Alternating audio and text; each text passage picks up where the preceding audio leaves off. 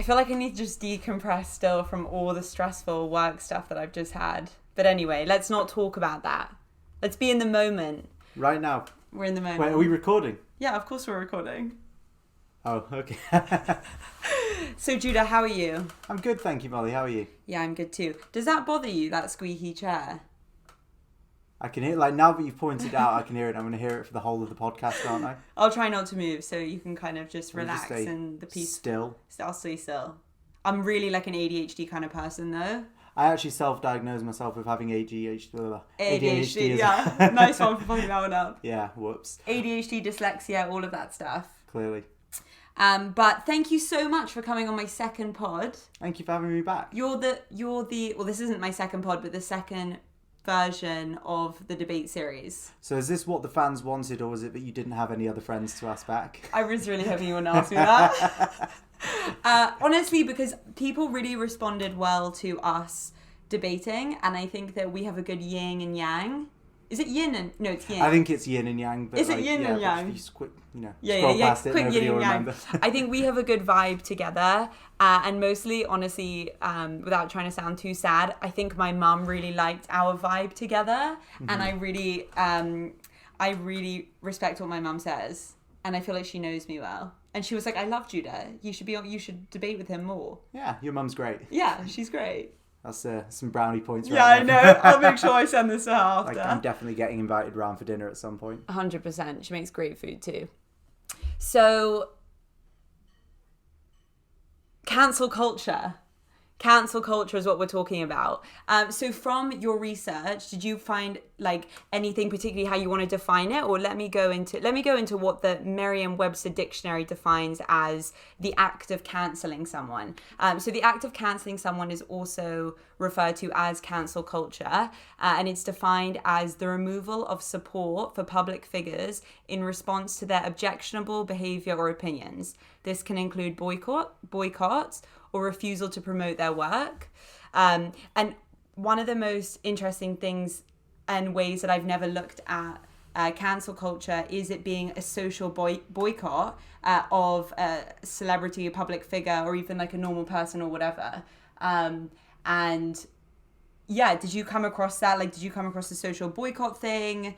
Did you find that was interesting, or? Yeah, so for me, I always have heard of this phrase cancel culture in the last few, months and years. Mm. I didn't really know much about how it was defined. I just took it to be a general shunning or public disagreement of something where people decide somebody has done something wrong, mm-hmm. and then decide to cut them out or basically shame them publicly. Mm-hmm. From doing the research, I think there's two broad categories that it comes down to. The first is people who've done something that is either illegal or what we'd say is objectively morally wrong. So mm-hmm. a Harvey Weinstein type person. Yeah. Somebody who has... How would you define... which category would you put him in? So I'd put him as doing something illegal. Okay. So, which is, sexual assault, abusing power and putting people in very uncomfortable positions. Yeah. Purposely. The other type of cancel culture is when there's kind of broad disagreement with something, but that is kind of going against the grain of what public opinion is. Mm-hmm. So I guess the example that springs to mind is J.K. Rowling. Mm-hmm. So I'm sure you can give a good summary of this in a second, but my understanding was that she'd stood up for somebody who had said that it was an acceptable position to not assume that transgendered people were biologically a different sex to what they were born as. Yeah.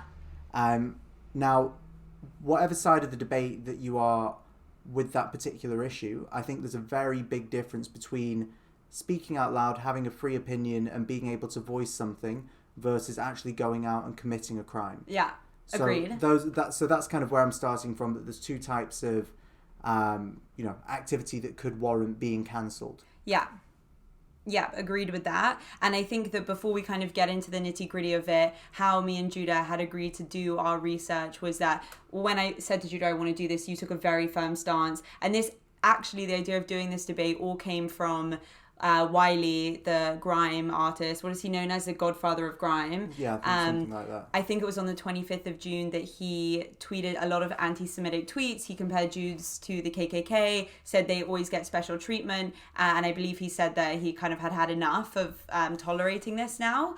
And so because Judah is Jewish and my dad is Jewish, and so I feel, my mum is Catholic, but I feel very and I think I would feel this way regardless of whether I had Jewish heritage or not, but I feel very, very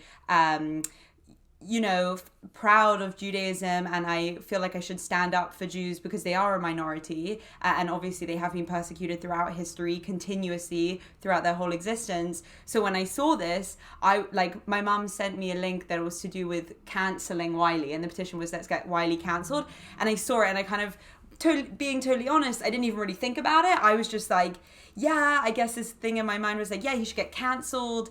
The word cancelled sounded so final and serious and aggressive. Mm-hmm. And I think in my head, I wanted Wiley to be at the end of something that was so aggressive and harmful because of what he had done. So I sent that to Judah straight away. And your response was just like, dude, I don't believe in cancel culture.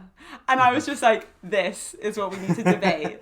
So yeah, it kind of came at a perfect time. And I think I'm really glad that you invited me on to talk about that, because my belief at the end of the day is these feelings and thoughts are going to exist whether or not they are vocalized, whether people are anti-Semitic, racist, homophobic, transphobic, whatever it is. Banning people from saying it just shuts down the debate, and it makes these ideas seem more sexy and dangerous. It makes them have to go underground. Mm-hmm. It doesn't actually address them. There's a great quote that I'm probably about to butcher by Voltaire, which was that I may not agree with what you say, but I will die defending your right to say it. And I really believe in that, because I think it's so important to engage in conversation, allow people to out themselves as racists, anti-Semites, deconstruct what they're saying with reasonable argument. Mm-hmm. And a lot of the time you'll find that these opinions are based on ignorance rather than maliciousness or whatever. It's only by actually engaging with people rather than saying that what you're saying is wrong or banning them, cancelling them. It's only by engaging that you actually get any progress. I agree, and I also have a problem with what you just said. So there are a couple of things I want to address with that. Firstly, I did a post recently about somebody who was wearing a mask and it had a Nazi symbol on the mask, and I initially posted it saying, this is really sad, and I feel bad for these people because this comes out of a lack of education, or what you just said was a word beginning with I can't remember what it was, but like lack of intelligence. Ignorance, thank you. Ironic that that's the word that I forgot. Is born out of ignorance. But it's a lot of the time, racism isn't just born out of ignorance. Like there are a lot of really highly educated people who stir these beliefs anyway and are really so firm and staunch in what they already believe in that they're not willing to have the debate. So while I fully agree with the idea of you need to have debate, and like that's the fundamental backbone of having a democracy, and repelling against right wing and fascism and censorship, there are some people that just won't, and what do you do with that part of society?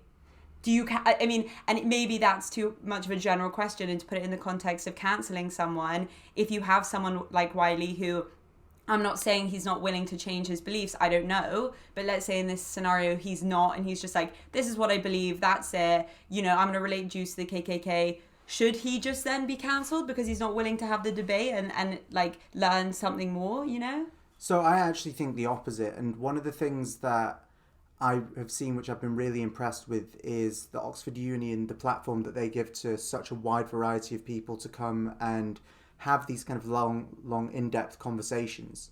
So if we move away from Wiley for a second, there's a guy, Tommy Robinson, who most people will know as, a public figure in the UK, somebody who has quite strong views. He's expressed distaste for Islam in the past. He's not a fan of integration, and he sees some of the values that people of these communities that have come over and settled in his local area have had a negative impact. Now, regardless of whatever you believe on that, again, I don't want to commit myself to any of the beliefs of the people we're talking about. We're talking about should they be able to have a platform to discuss and explain themselves.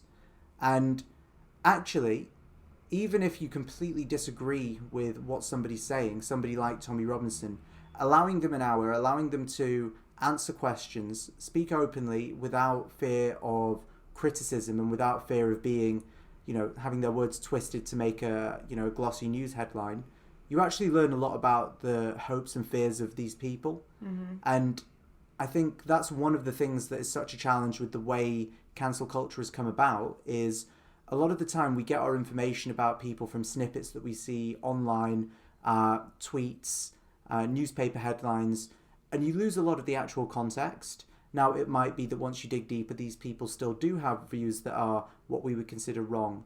But if you're only making your opinion up based on a headline or the comments section, mm-hmm. You miss the whole substance of what it is that they're trying to say.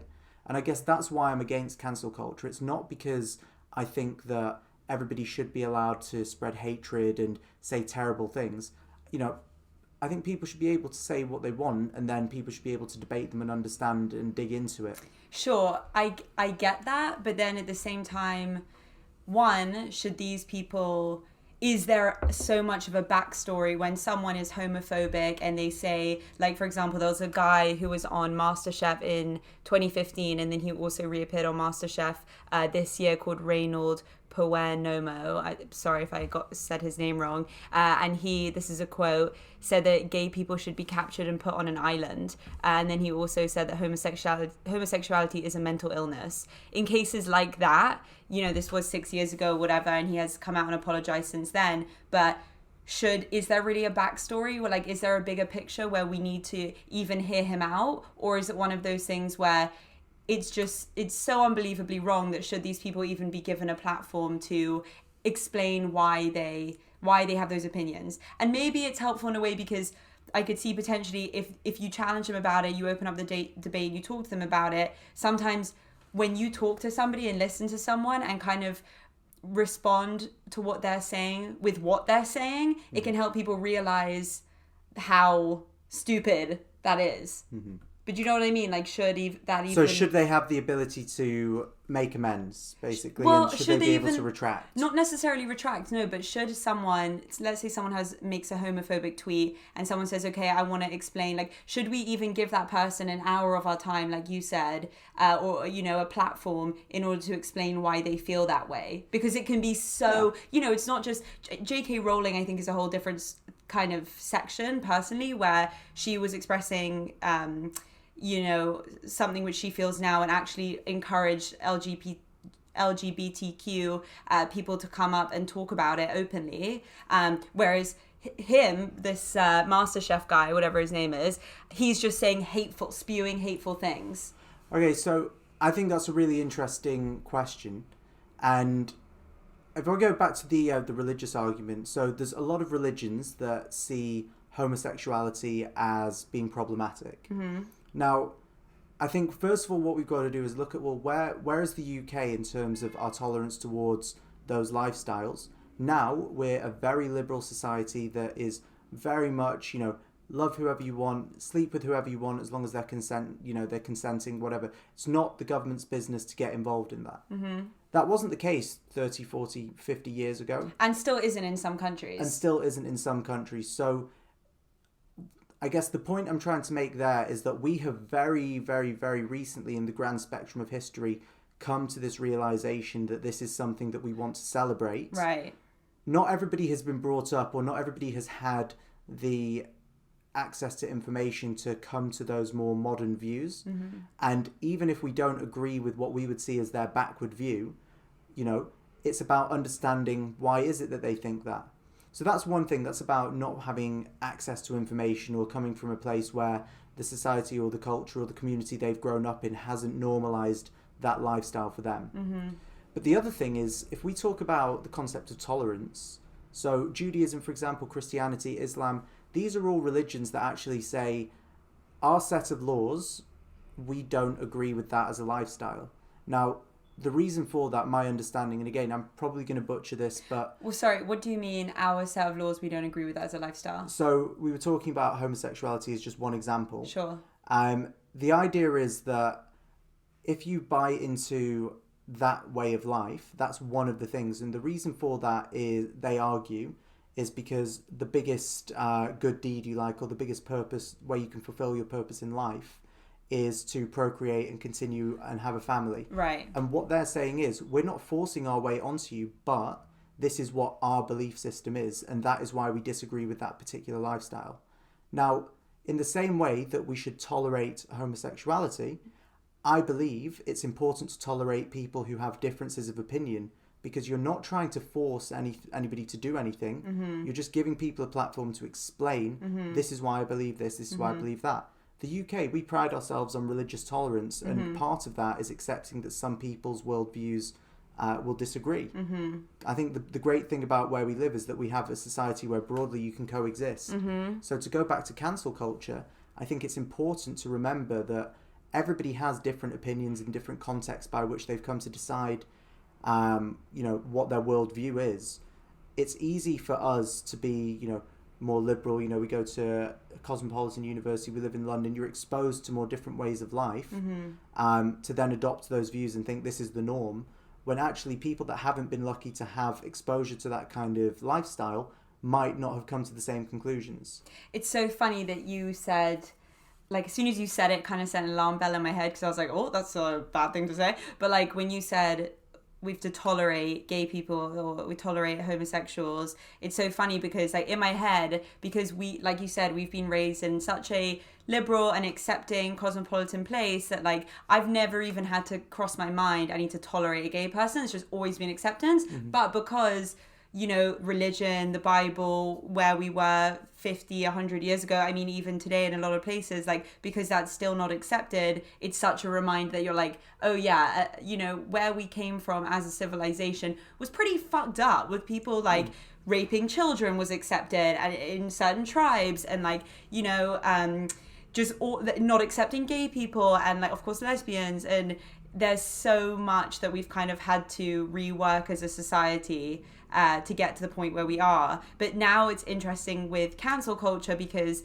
I think cancel culture on the surface seems like a really big liberal movement that's, it's on social media, and a lot of the time it feels like it's people who fight for minorities, which is relatively ironic. They fight for minorities and protecting slander against minorities, or potential, not even necessarily slander, but debate around minorities, because they want to make sure people aren't being targeted or criticized, to make sure that they have a voice. But then at the same time, someone messaged me on Instagram asking me this, isn't that just another word for dictatorship and censorship? And doesn't that take us back X amount of years ago to when you couldn't say this stuff, or being in certain really repressive civilizations? So I'd actually go a step further than that. I'd say, for me, the way I interpret cancel culture is there's a couple of things. Firstly, it's massive virtue signaling. What do you mean by virtue signaling? So virtue signaling is, look how great I am. I'm against any form of discrimination. I'm going to jump and militantly oppose anything that I deem to be wrong. Anything that that's the key. Anything I see as being wrong, I'm going to go out and let people know that they're in the wrong. Yeah. So you're virtue signaling. You're saying, I am somebody who has moral authority to make a decision on whether or not somebody's opinion is valid. Yeah. And the second thing is something that I actually, while I was doing my research, I pinched it off Joe Rogan. Not Voltaire? Not Voltaire. A little bit more lowbrow, but still great. Still just as valid. And what he said was, he described cancel culture as recreational outrage. Interesting. And it hit such, it resonated with me so much, because there is this kind of atmosphere of, isn't it fun to get together and just bitch about how terrible everything is, and isn't this person terrible, and oh, did you hear what this guy said? And I think it's one of those things. It goes back to, let's pat ourselves on the back, let's talk about how great we are by comparing ourselves to people that have slipped up or have done something wrong. Mm-hmm. Now, look, I guess I'm not trying to undermine the opinion of people that do feel like they have been offended, or somebody has done something or said something that has been hurtful to a group of people. I think it's important to have that conversation, but that's the key. It's have the conversation. Right. It's understand, well, why is it that that's something that people take offense from, rather than just blanket saying this person did one thing at one time, or this person has been caught out, like, oh, got you, now your career's over. And that's an interesting comment that you mentioned, because I think before we get any further into this, I just want to talk a little bit more about what actually being cancelled means, because I wasn't really aware of like everything it could mean. So it means different things depending on who you are. So for example, I was looking into like social media influencers or YouTube stars. For example, there's a YouTube star called Shane Dawson. He was a big YouTuber. I used to watch him when I was a kid, actually. Oh, did you? Like years and years and years ago, yeah. So conspiracy videos. So I actually don't know about this case. So yeah, tell me what he did. So I just want to give a quick overview before we kind of dive into it. But like Shane Dawson was a massive YouTuber, had absolutely millions of YouTube fans. He was deemed as like the king of YouTube. And then he essentially came out, and a lot of people say he sparked his own cancelling by commenting on a very famous makeup artist on YouTube called James Charles, saying that he deserved to be served a slice of humble pie, which came in reaction from James Charles also being cancelled a few years ago, which meant he lost like about 3 million followers. But regardless of what the drama was and why he was cancelled, he ended up losing 1 million subscribers. He lost his book deal, I believe, and his books and his makeup, had been removed from Morphe, which is like a big famous beauty makeup brand, and Target. Other things include, there was a guy called Kyle Kashuv, which I thought was particularly interesting, and I think a lot of people would disagree that he was cancelled, but I still think it's fascinating to talk about. He was supposed to go to Harvard. He was accepted to go in the fall of 2020. And then some screenshots had emerged of a conversation he had when he was 16. It wasn't even really a conversation. I think that when he was 16, him and his friends were on Google Docs. And you know, on Google Docs, like you could be on it and I could be on it and we could be messaging and you see what I'm messaging in real time. They started saying really racist, misogynist, anti-Semitic things. He claims it was just they were trying to being 16-year-olds and being stupid, not thinking about it, and just trying to say really racist and stupid shit, basically. That came to the surface. Harvard rescinded his acceptance. Of course, then we have people like, let me see, Reynold Poe Momo, the guy who I mentioned who was on MasterChef, who I probably totally butchered his name. He supposedly was in the running for MasterChef. He was supposed to be the main winner. This is just what I've heard. And then he ended up coming fourth. And a lot of people say that that's probably partly because of what he did. He also did come out and apologize. But now he has an agent. He's been back on MasterChef. He seems to be doing pretty well. So there hasn't really been massive backlash from that. And then you have people which... So it kind of depends. Like some people... Logan Paul. Have you heard of him? Yes, I mean, he's a YouTuber as well. So he's a massive YouTuber. Logan Paul is the guy. I didn't even really watch YouTube at this time, but like I think back in 2018, or 2017, in December 31st, 2017, he went to a forest in Japan where it was culturally known that a lot of Japanese people, it was kind of like a suicide. You know how in Japanese culture, like ancient history wise, you have like kamikaze, and even though that's to do with like World War II, but this kind of, what is the word, seppuku, I think it is what it's called. Let me just look it up quickly because I don't want to get it wrong. Seppuku, Japanese... seppuku, yeah. A form of Japanese ritual suicide by disembowelment. I don't think that's how this guy committed suicide, but he went to this forest and filmed a guy who had killed himself and was extremely disrespectful. That's so intense. I know, extremely intense. And basically put it on YouTube, and straight away everybody, he got massive backlash, and his effects from doing that, which was obviously really, really bad, his effects from that in terms of getting cancelled was that 750,000 people signed petitions calling him to be banned from YouTube. He lost brand deals. His advertising privileges via YouTube were slashed. They got rid of. However, last year, or in 2018, Forbes deemed him the 10th highest paid YouTuber ever, eclipsing his 2017 earnings by 2 million. And at the time, YouTube temporarily suspended ads on his channel, and then they resumed them a couple of weeks later. And so there's a lot of debate about what it actually means to be cancelled and if it can affect you long term. A lot of people say that, to be honest, if you get cancelled, as long as you have a good PR person, it's kind of an opportunity for a rebrand, and the long term effects aren't actually so bad. Even people like, which I would love to know if you know more about this, but like R. Kelly, you know, this is a whole other debate in itself about how some people are cancelled and some people aren't. But I guess, have you come across people, and do you find it crazy and hypocritical that some people can deem to be cancelled and some people aren't? And like, I can give you an example, like Wiley. I thought this was really interesting. Wiley getting cancelled, and by the way, for Wiley, that means he's banned from Twitter forever now. His manager has dropped him and his distributor have dropped him.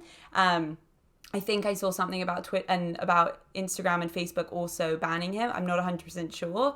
But then you have Mel Gibson, who's a Holocaust denier, and has been, you know, famously anti-Semitic throughout his whole career, and yet he's still a very highly respected, reputable actor in Hollywood.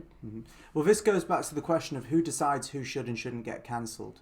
And I think the problem with cancelling is you're basically...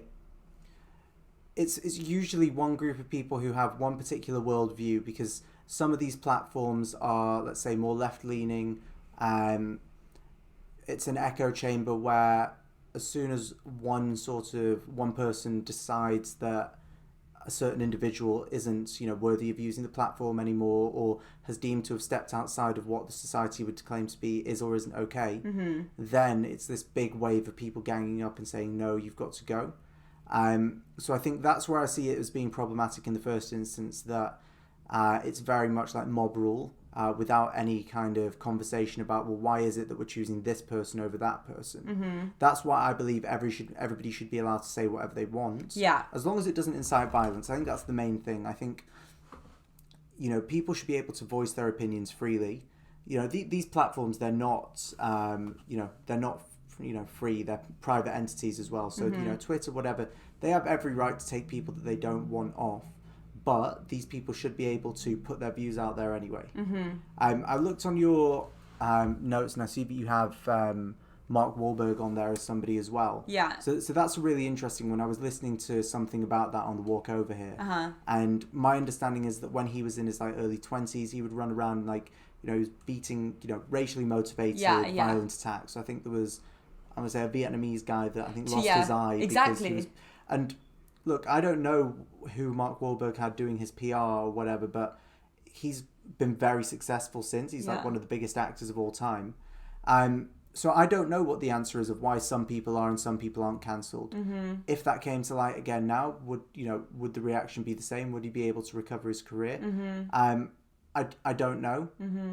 So I guess it's such a tricky thing to decide. I think from doing research and thinking about it, about who gets cancelled and why they get cancelled, I particularly found it very interesting how so Kanye West is not cancelled and will probably never be cancelled because he's known as this big controversial figure. You know, back in, I think it was 2018, he came out and basically said that, let me see if I can get the quote on this. He suggested on TMZ that slavery was a choice.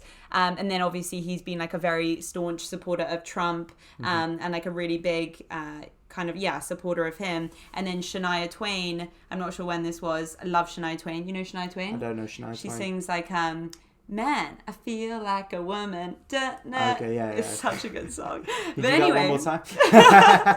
Shania, she essentially, there are articles of her being cancelled because she came out and said that if she could vote, she's Canadian, but if she could vote, she would vote for Trump.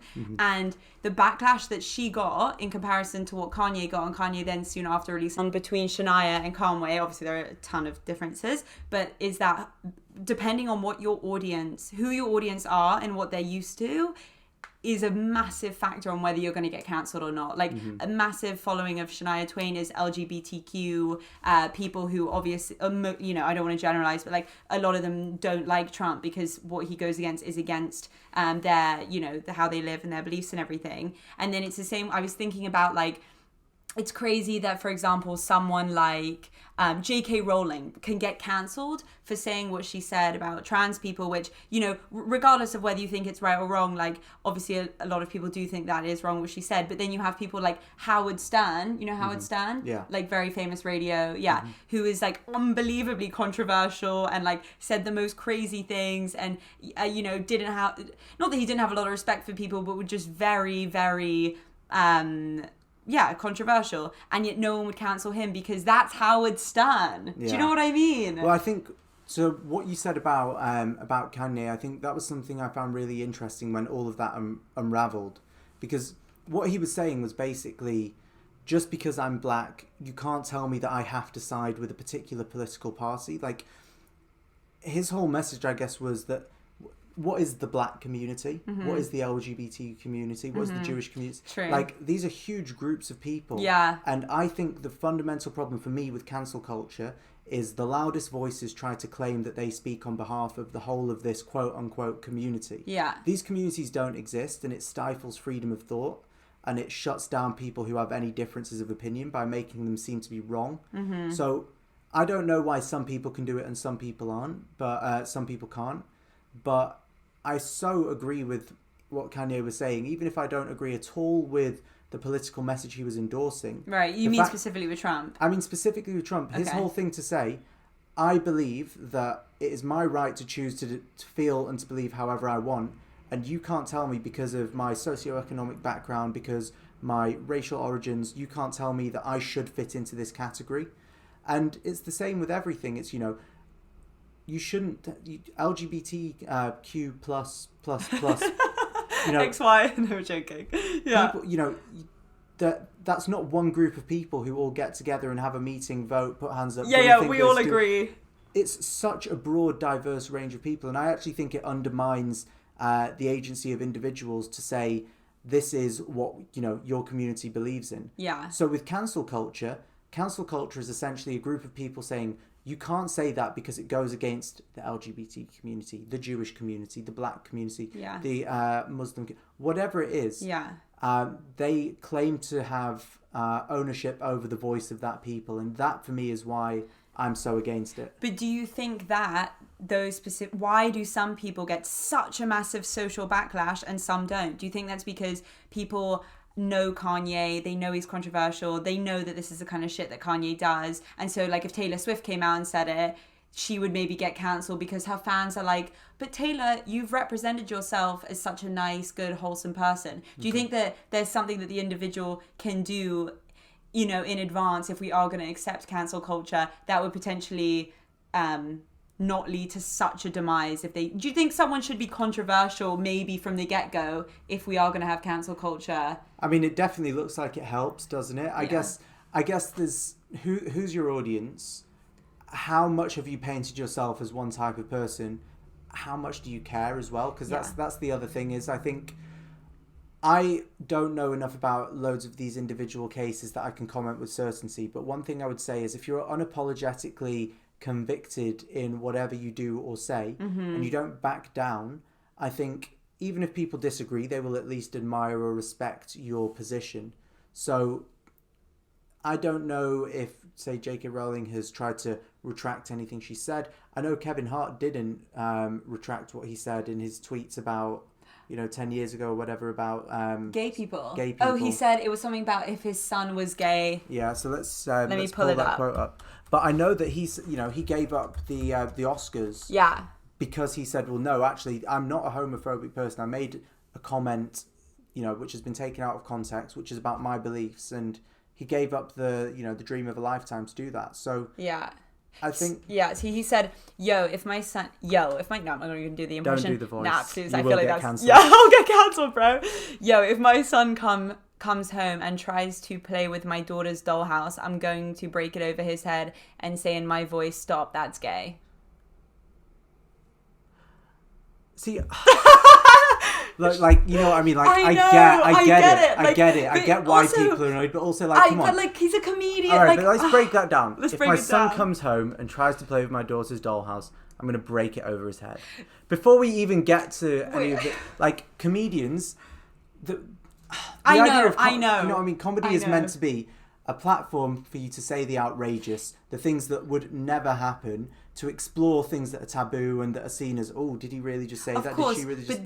but this is not about, his Twitter is not a platform. He goes, hey guys, this is going to be a comedy. Everything I tweet right now is a performance and this is all a joke, ha ha ha. And I think that the problem with people who have a big following, regardless, like let's say you have a big following because you're a model, you're a comedian, you're a performer, whatever, you have a responsibility because a lot of people, whether they like your stuff or they don't, they just look up to you. So if he has a personal Twitter account with millions of followers or 10 followers or whatever, with people looking up to him, he has to take, do you not think he has to take on a responsibility to say, right, I have a job in the public eye. I know people are going to look up to me. I have to set an example. A lot of the people following me might not understand this is a joke or might have racist intentions, racist beliefs and think I'm fueling that. I've got to be extra careful with what I say. I don't think they have a responsibility. I think... Look, I guess the thing is, I understand where you're coming from, that if there's this huge group of people that are able to tap into and listen to the, you know, whatever this person is saying, then they have a lot more influence than you or I. Mm-hmm. And that influence is something that shouldn't be taken lightly. But should those people then not be able to express what they truly believe just because they have that kind of following? Well, I would say that makes them inauthentic, and actually it means that the people that are following them, they don't really know the person that they're buying into. I think it's better for people to be able to, if they do want to use these platforms, you know, be able to express themselves properly, be able to give the fans an unfiltered version of what they are, and allow people to engage based on however they want to respond. It goes back to your question, why are some people able to be controversial and some people aren't? I think people should be allowed to say or do what, you know, say at least, and explore whatever kind of ideas they want. You know, it's for the fans to decide whether they want to engage with them or not afterwards, but that shouldn't stop people from being able to put it out there. I hear what you're saying, but I disagree with your first point that you don't think these people have a responsibility. And I want to give you an example of that and tell me if you still think this at the end of this example. So one comedian which I used to go on about to you is Chris D'Elia.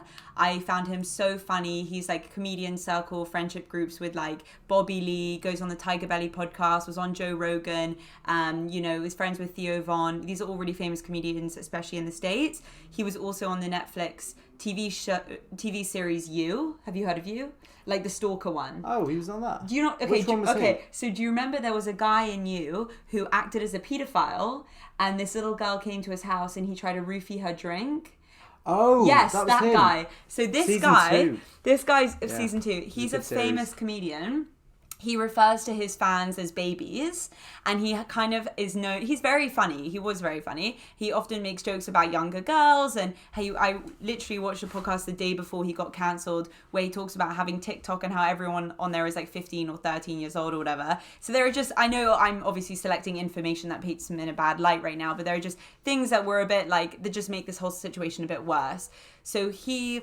back earlier last month, I think, at the very beginning of June, I want to say, some girls came out on Twitter sharing screenshots of conversations or emails, I think, maybe it's just screenshots of conversations on DMs on Instagram, of conversations that they had with him. And where he was kind of flirting with them, inviting them to go backstage. In one of the conversations, he said, do you want to come and make out? And a lot of these scenarios, he didn't ask how old they were. And they, in the tweet, said, I was actually underage at this time. And some of them he didn't ask, right? That's the whole point, that he did. They obviously looked young from their Instagram. Like a lot of them were photos of them in high school or in college, you know, kind of like dressed in like uniform or at like school events. And so when I first had this come out, I was like, and there was some other bad things that he did, like he tried to blackmail this girl into coming to fly to America, and if she wasn't going to come, he would leak her nudes. Like, obviously, that's just wrong. But when this first came out, can't lie, it did cross my mind, like, yeah, but these girls were underage and they were messaging him. Like, they could have said, listen, I'm this age. Some of them might have entertained it, because he's famous and all that stuff. And then that kind of made me realize, like, wait, he's famous. He is in a position of power. Girls, when they're younger, can kind of be, misled by that kind of stuff and like in awe at someone giving them attention. And as a famous person or as a public figure, you just do have responsibility, even if you don't want to, because you don't want to live your life that way. That's just the burden you bear for your success, in which case I think you have every responsibility to just say, listen, let me just check. Are you above the age of 18? Yeah. And it's so simple, just like that. And I know it's, annoying because they just want to live their life and all this stuff, but you're a public figure, you have a lot of influence. So I agree with everything you just said. I think that's very different to the distinction we made at the beginning of the podcast was that there's cancel culture for doing something illegal, getting caught out, the Kevin Spaceys, whatever, doing something crystal clear. If you're being creepy, breaking the law, or potentially harming or abusing a position of power, I understand why you would get cancelled, and I'm more for that than somebody speaking out and having what might be deemed by some people to be a controversial opinion. So I think, absolutely, if there's people like Chris that are, being benefit of the doubt irresponsible, worst case scenario, malicious and, basically a paedophile.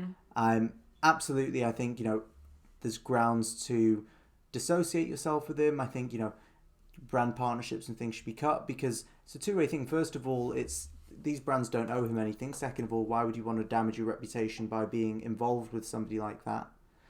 But on the flip side, when you've got people like J.K. Rowling that are just engaging in a conversation, an argument about something that hasn't been developed or is still such a new topic, as long as it's not harmful, as long as it's not breaking the law, I think it's fine to have differing opinions to what's deemed to be the social norm. I just think when you start to have actions that are damaging or hurtful to other people physically, or if you are breaking the law, then I agree with you, that's something that, we should take more seriously. And so when you say take more seriously, do you define that as justified to cancel them? Like if someone tweeted something harmful about killing a minority group, for example, do you think that that's justifiable enough to get someone cancelled? Or do you really believe that cancelling shouldn't happen on any level?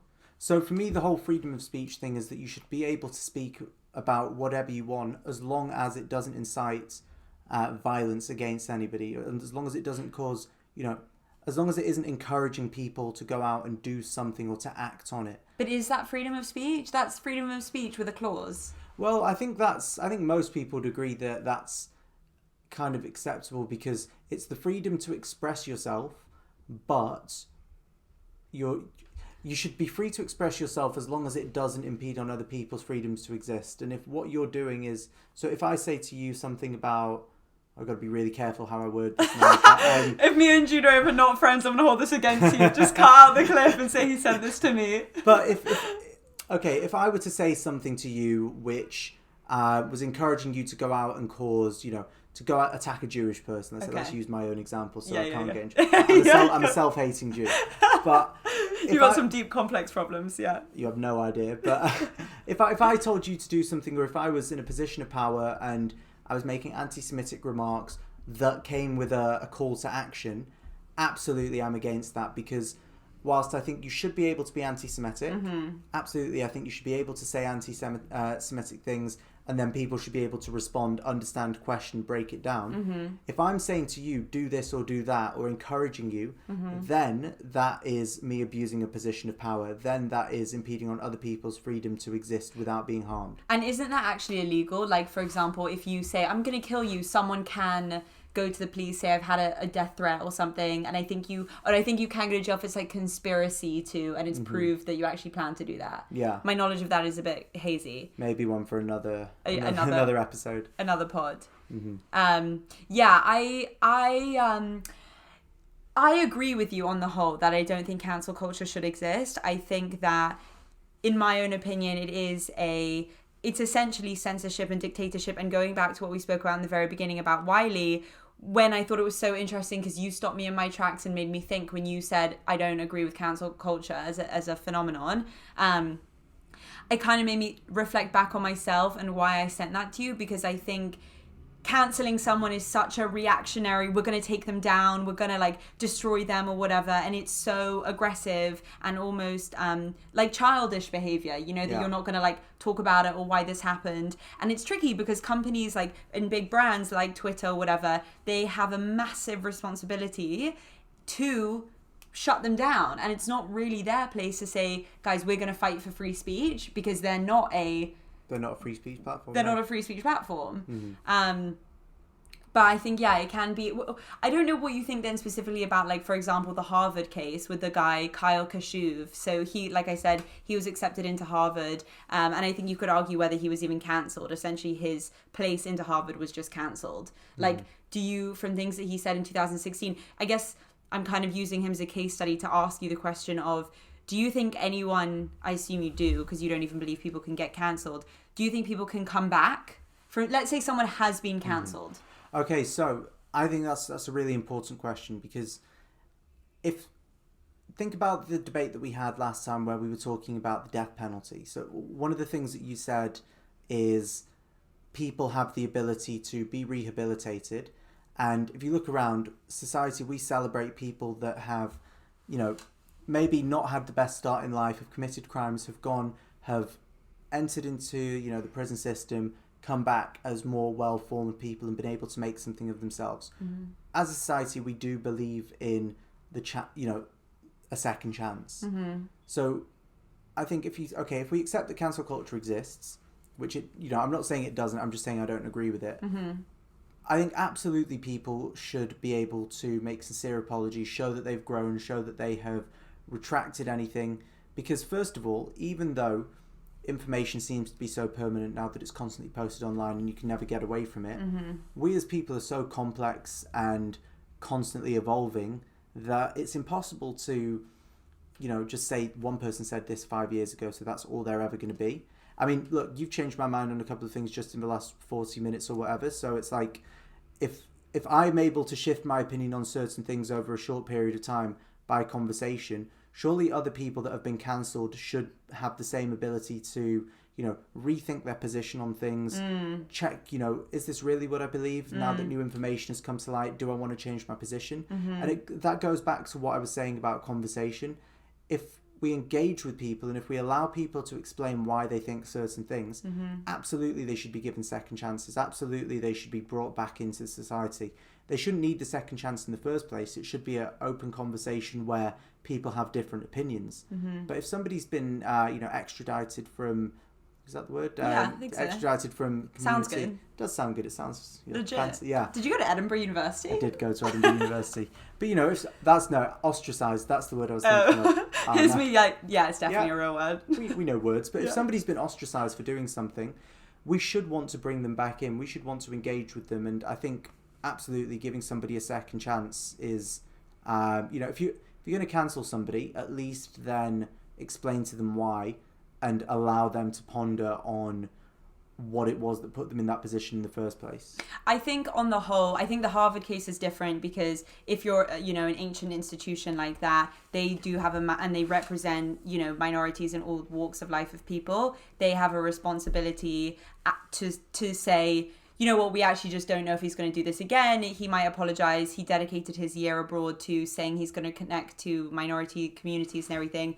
I think if you're an institution or a political, you're the government or whatever, and a politician comes out and says this stuff, you have the responsibility to say, we're not tolerating it, we're cancelling you on our platform. But I think as a society, looking at the people who I was looking at who have been cancelled and the repercussions of that. So for example, let me see, like Shane Dawson, who's going to be releasing another series soon, even though he, may have lost his morph and target things. He lost some millions of followers or whatever. Obviously, you can come back from that. Logan Paul, that YouTuber who made more money the year after this all happened. You know, Chris D'Elia, I mean, this is all very new, but he might come back again. He's obviously apologized for that now. Reynold Poemono, who Still can't never, no. Absolutely never. Poor He's come back from Raymond? it now. I don't know, MasterChef dude. L'Oreal, they had a scandal where they posted a black square, and then they used to have a transgender model, I want to say, called Monroe Bergdorf, and then she came out and spoke again. She came out and had political views on a protest that happened, I can't remember where in America, where I believe people were killed. They disassociated with her because they didn't want to, and then they posted a black square with, you know, PR branding on it saying speaking out is worth it. And they got in a lot of trouble for that. A lot of people have commented saying, I'm boycotting you. But however, L'Oreal is still going to be a company. They're still going to make millions, if not billions, and they're going to survive this. J.K. Rowling, I'm sure, will as well. But I think my point is that as a society, on the whole, while we can be so quick to be a mob, to like defend people, to say, you know, to kind of be keyboard warriors in a sense, or even if you're not on their extreme end of it, but just to say, I don't want to support you anymore.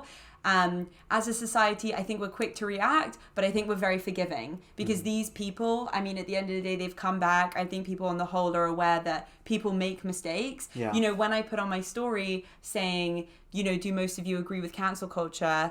Let me see if I can go through the statistics, but it was, I think, 80% of people who don't agree with it. I'm on the wrong Instagram. I think it was, about 80% of people who didn't agree with it, which I actually thought was super interesting because I would have assumed that most people were for it. Let me see.